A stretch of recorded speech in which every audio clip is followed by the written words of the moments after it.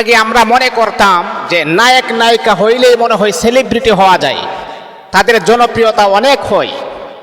আগে আমরা ভাবতাম যদি কোনো খেলোয়াড় হওয়া যায় তাহলে মনে হয় সেলিব্রিটি হওয়া যায়, তার জনপ্রিয়তা অনেক বেশি, সে যেখানে যাবে সেখানে হাজার হাজার লক্ষ লক্ষ মানুষ তার সাথে সেলফি তোলার জন্যে, তার সাথে ছবি তোলার জন্যে, তার সাথে একটু কথা বলার জন্য মানুষ বেকুল হয়ে যাবে, মানুষ পাগল হয়ে যাবে।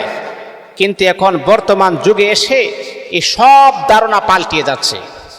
আমার রাসূল দে বলেছেন, এই কোরআনের মুহাব্বত, কোরআনের এমন আকর্ষণ, এই কোরআন যদি কোনো ব্যক্তি স্পর্শ করে, কোরআন যদি কোনো ব্যক্তি গ্রহণ করে, তার সম্মান আল্লাহ পাক রব্বুল আলামিন আকাশচুম্বী আমার আল্লাহ বানিয়ে দেন। ওই হচ্ছে সবচাইতে বড় সেলিব্রিটি। বিশ্বনবী ১৫০০ বছর আগে বললেন, এই পৃথিবীতে নায়ক নায়িকা, গায়ক গায়িকা, এই পৃথিবীর জমিনে যারা খেলোয়াড় তাদেরকে তোমরা সেলিব্রিটি মনে করো না, না তারা সেলিব্রিটি নয়। যারা প্রকৃতপক্ষে কোরআনের খাদেম তারাই হচ্ছে পৃথিবীর জমিনে এবং আখিরাতে তারাই হচ্ছে সবচাইতে বড় সেলিব্রিটি। ও মুসলমান, এই কথাটা আমার বুঝে আসে নাই, এই কথাটা আমার বুঝে আসে নাই। বর্তমান প্রেক্ষাপট যখন আমি লক্ষ্য করে দেখলাম, এই পৃথিবীর জমিনে যারা কোরআনকে মহাব্বত করেছেন, যারা কোরআনকে ভালোবাসেন, আল্লাহ পাক রব্বুল আলামিন তাদের সম্মানটাকে এমন আকাশচুম্বী আমার আল্লাহ করে দিয়েছেন, তাদেরকে এত বড় সেলিব্রিটি বানিয়ে দিয়েছেন। নায়ক নায়িকা, গায়ক গায়ক তারা ফেল, খেলোয়াড় পর্যন্ত ফেল। একজন কোরআনের মহাব্বতে হাজার হাজার লক্ষ লক্ষ যুবক তার প্রেমে পাগল হয়ে যায়।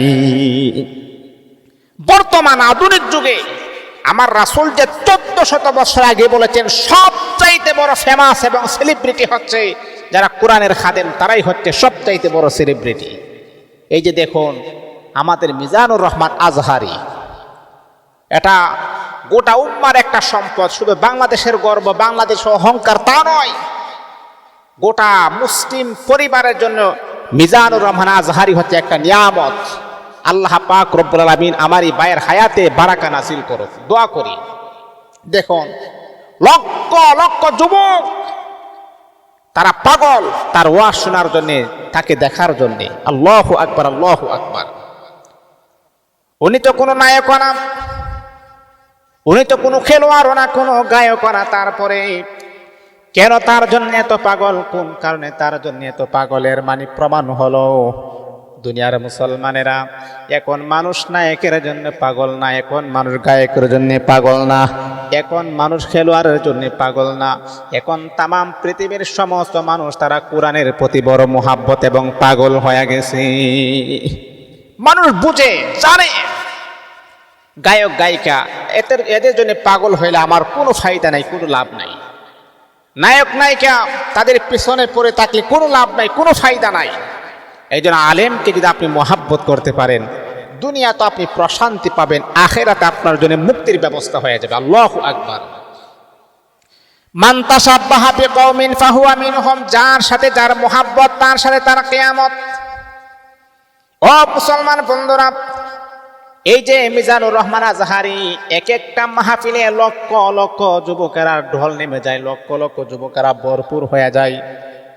কোনো তাবারক দেওয়া হয় না, কোনো টাকা পয়সা দেওয়া হয় না। আপনি আওয়ামী লীগ বলেন আর বিএনপি বলেন আর জামাত ইসলাম বলেন, যত দলই আপনি বলেন না কেন, তাদের শোডাউনে গেলে টাকা দিতে হয়, ছেলেদেরকে নাস্তা খাওয়াইতে হয়, তাদের বাইকের খরচ পর্যন্ত দিতে হয়, তেল পর্যন্ত দিতে হয়। ও মুসলমান, আজকে মিজানুর রহমান আজহারি কেন, হাফিজুর রহমান সিদ্দিকী, বড় বড় উলামায়ে কেরাম যে একটা মাহফিলের মাঝে আসে, আল্লামা মামুনুল হক, তারা যখন এক একটা মাহফিলের মাঝে যখন যায়, তখন লক্ষ লক্ষ যুবকের দল নেমে যায়। আপনি তাদেরকে জিজ্ঞাসা করবেন, ও যুবক তোমার বাড়ি কোথায়? তখন বলবে আমার বাড়ি হলো চট্টগ্রাম। ও যুবক তোমার বাড়ি কোথায়? আমার বাড়ি হলো সিলেট। হ্যাঁ যুবক তোমার বাড়ি কোথায়? আমার বাড়ি হলো ঢাকা। হ্যাঁ যুবক তোমার বাড়ি কোথায়? আমার বাড়ি হলো খুলনা। এত দূর থেকে কেন আসছো রে যুবক, কেন আসছো? কোন কারণে তো দূর থেকে তুমি কেন আসলা? তখন যুবকটা চোখের পানি ছেড়ে দিয়ে উত্তর দিবে, না না, কোনো টাকা পয়সার জন্য আমি আসি নাই, কেউ আমাকে টাকা দিবে এমন লোভ লালসার জন্য আমি আসি নাই। আমি আসছি মিজানুর রহমান আজহারির ওয়াজ শোনার জন্যে, আল্লামা মামুনুল হক সাহেবের ওয়াজ শোনার জন্যে, আল্লামা তারেক মনোয়ারা সাহেবের ওয়াজ শোনার জন্যে।